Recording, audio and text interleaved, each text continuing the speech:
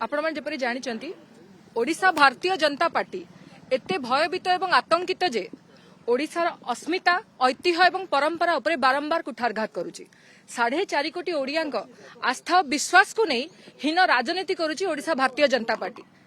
आपण समस्ते जानी शंखर महात्म्य ओडिया संस्कृति रे कौन आम गर्व अस्मिता संस्कृतिर परिचय होची शंख। ओडिशा रे ओडिया घरे कौनसी शुभ कार्य शंख ध्वनि बिना होई पारे नाही। सेथिपई कुहा जाय शुभ शंख शुभ ध्वनि। समान भाबरे आम श्रीक्षेत्र पुरी मध्य शंख क्षेत्र नाम परिचित।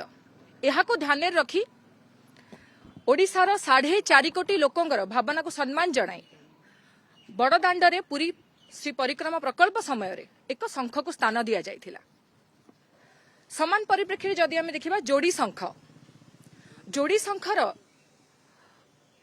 आध्यात्मिक संस्कृति आम कला संस्कृति परिचय बहुत पुरातन। जदि आप एबे भी गाँव को जिबे देखिबे विभिन्न सांस्कृतिक कार्यक्रम लोक मैंने जोड़ी शंख फुंकुथिबार एका लोककलार परिचय जहाकू राज्य सरकार द्वारा जो लक्ष्मी बस सेवा जार उद्देश्य गाँव में थिबा प्रत्येक व्यक्ति को 5 टंका बा सुलभ मूल्य रे यातायात सुविधा जोगाई देबा सेथिरे एहाकू स्थान दिया जाइथिला। एहा कारण आमर कला एवं संस्कृति को दर्शाउछि।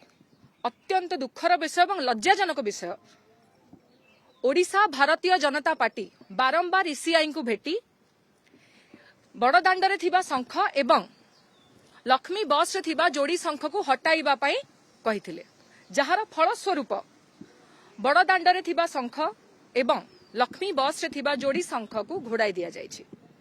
जेतबेले लोकटी शंख क्षेत्र जाउची से शंख क्षेत्र को जाई शुभ संकेत शंख को न देखी दुखित लुह छल छल आखिरे फेरुची जेतेबेले माटी ता बस रे जोड़ी शंख जहाँ मो कला संस्कृति परिचय ताकू न देखी दुखित ए अत्यंत कष्टदायक। सेथिपई आज आमे मुख्य निर्वाचन अधिकारी को साक्षात करने को आसथिलु एही उपरे एवं अनुरोध करिछु बड़दाण्डरे थिबा शंख एवं लक्ष्मी बस रे थिबा जोड़ी शंख को जो घोड़ाई दिया जाइछि ताकू अनावरण करा जाऊ।